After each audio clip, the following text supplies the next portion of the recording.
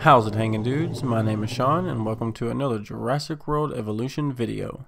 Today we're going to be discussing micro dinosaurs, you know, the small dinosaurs, the dinosaurs that often get overlooked but could potentially be a key that could make Jurassic World Evolution so much more than what it already is. Before we get real too deep into the video, go ahead and smack a like if you don't mind. If you love dinosaurs, go ahead and subscribe. We're doing this stuff every day. Don't forget to ring that notification bell. It is of the utmost importance. Mucho importante. But anyways, let's get right on into it. A subscriber had mentioned small dinosaurs in a previous video, and I had already been kind of working on a little bit of research for some small dinosaurs for a different video. But he kind of really cemented this idea in my head, and I think that small dinosaurs are kind of overlooked. You know, the devs didn't really say hardly anything at all. There's a couple of tidbits, but they're not really worth, you know, speculating on because there's not much, you know, there. They haven't said much about it, and really, with Frontier making this game, it's the attention to the small details that is really going to put Frontier's mark on this. It's going to, you know, put their reputation at stake because they're, you know, very famous for the very small details. And I'm talking, you know, small dinosaurs. I'm talking, you know, the Microraptor and stuff like that. Why are they not a revealed dinosaur? We have not had a single tiny micro dinosaur revealed, not a single one.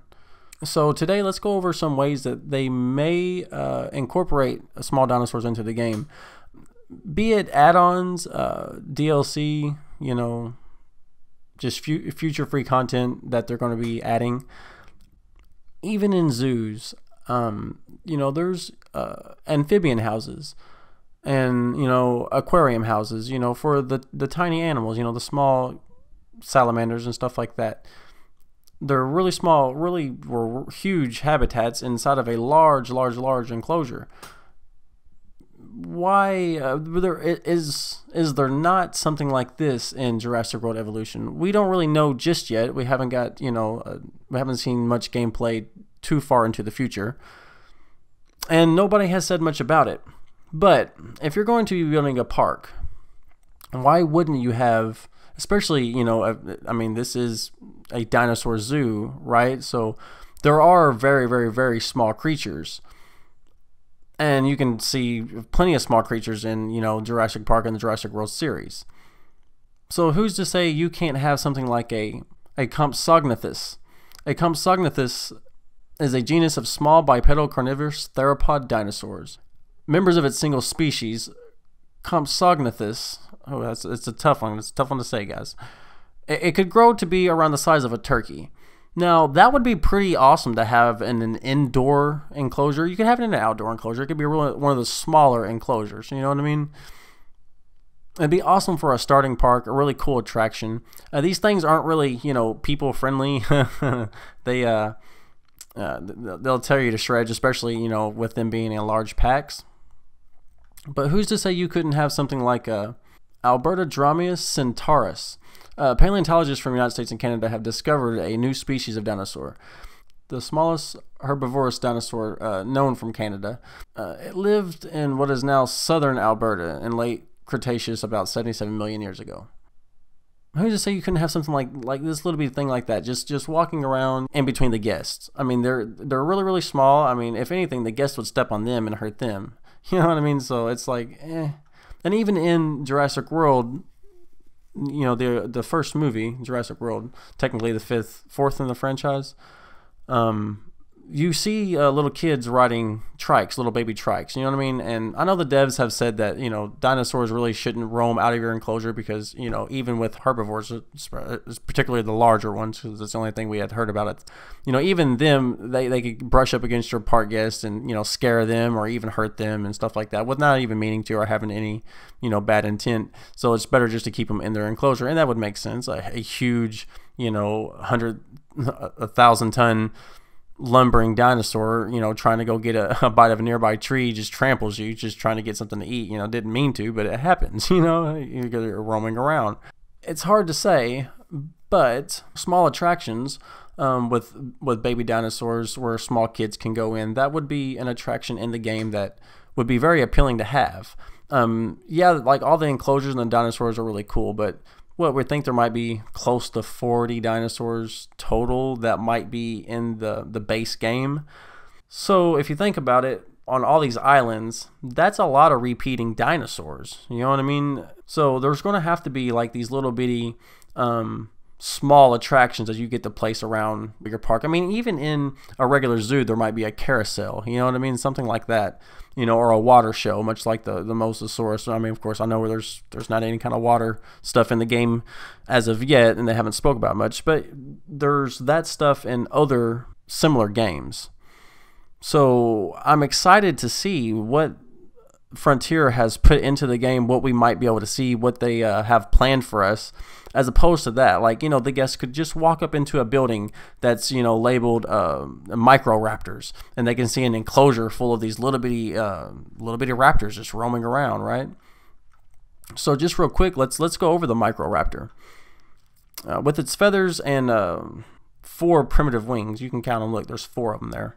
The early Cretaceous Microraptor might easily have been mistaken for a bizarrely mutated pigeon. This was, however, a genuine raptor in the same family as Velociraptor and Deinonychus, albeit one that only measured about 2 feet from head to tail and weighed about a few pounds soaking wet. Befitting its tiny size, paleontologists believe that the Microraptor subsisted on a diet of insects. So they would still not necessarily be people friendly. They fly around and peck at you. You know what I mean? But who's to say you couldn't have a taming center? You know what I mean? Like, who's to say you couldn't do that? You see that kind of stuff in Jurassic World, and you're building a park. You know, maybe there's a contract for the government where you have to tame some raptors. So why couldn't you do that with smaller dinosaurs? I know that's a stretch. It probably won't happen. But you know, hey, we can speculate, you know, can't we?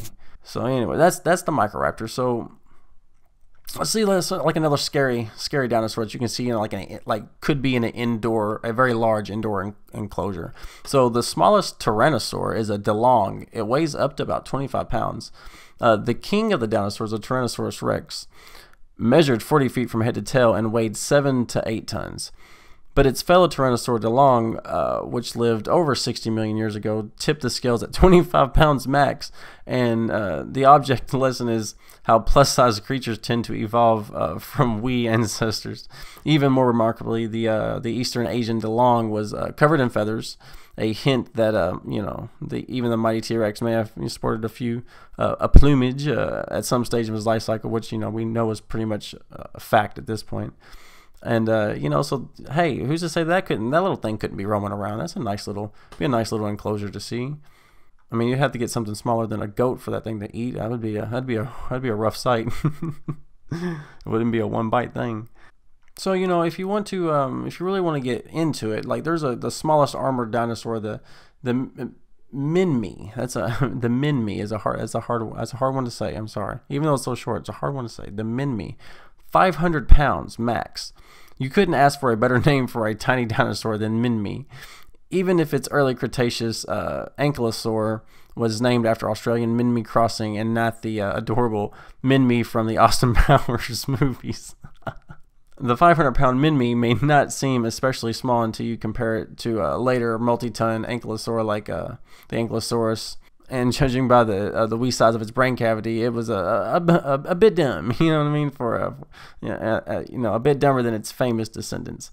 But this thing is kind of large, and who's to say that you couldn't, you know, saddle this thing up and ride it around the park if it was tamed? I know that's a stretch, and that probably wouldn't happen. That'd have to be some crazy mod that they would allow in the future, which mods aren't even allowed right now, or at launch.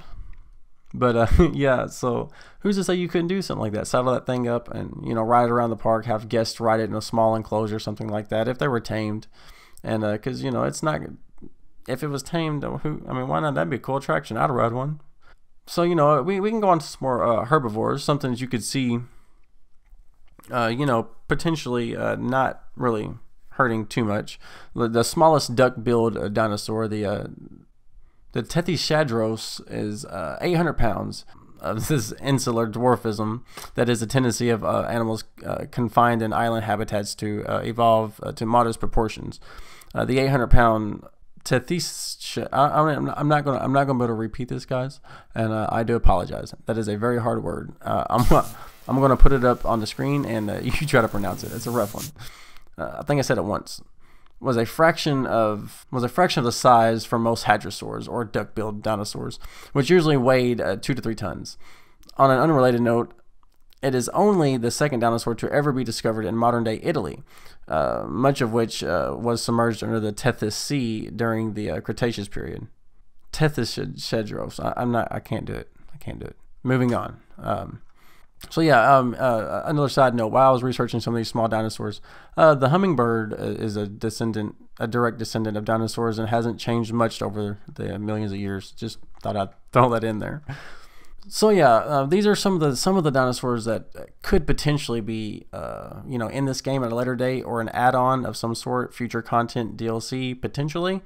There's no confirmation on any of these yet, but it's cool to speculate. It's really, really, really cool, because if you think about it, to have a full park, it's not just going to be open enclosures with dinosaurs, which is going to be the main attractions, don't get me wrong, but you're going to want to make those attractions the star of the show. You don't want to just put them willy-nilly and have, a bunch of T-Rexes everywhere. Then it's going to be dull, and they're not going to have that wow factor. You know what I mean? You want to have 1 or 2 T-Rexes that are really, really cool, and you want them to be at the, towards the end of your park, and want a big build-up to goes towards them, and part of that build-up is going into these smaller, enclosed habitats and seeing some of these smaller dinosaurs, these really tiny ones, in these little bitty enclosures. Maybe some small, children-oriented rides and stuff like that are dinosaur related as you go on, and the dinosaurs progress and get cooler and cooler and cooler. I mean, naturally, if you're actually into the management style and you want to create a park that it would be the most realistic, that's how you would do it. So there has to be something like this in the game somehow that we just haven't been able to see yet, and I'm excited to freaking dive right into it as soon as it comes out. And it's not out yet, and I've heard that the date has been switched, but I think it's still June 22nd that it's coming out. So make sure you get your pre-order in. Hey, don't forget to like, comment, and subscribe, guys. Ring that bell if it's your first time to the channel. And don't forget, I severely appreciate you. We have blown past 300 subscribers. I promised you guys a live stream for 300 subs, and we're almost to 400 subs, and I haven't been able to do that live stream. It's only been a day, guys. I mean, you gotta lay off of me. It's crazy. It's crazy. Anyway, yeah, we'll get those live streams coming soon, and hey, I appreciate you guys.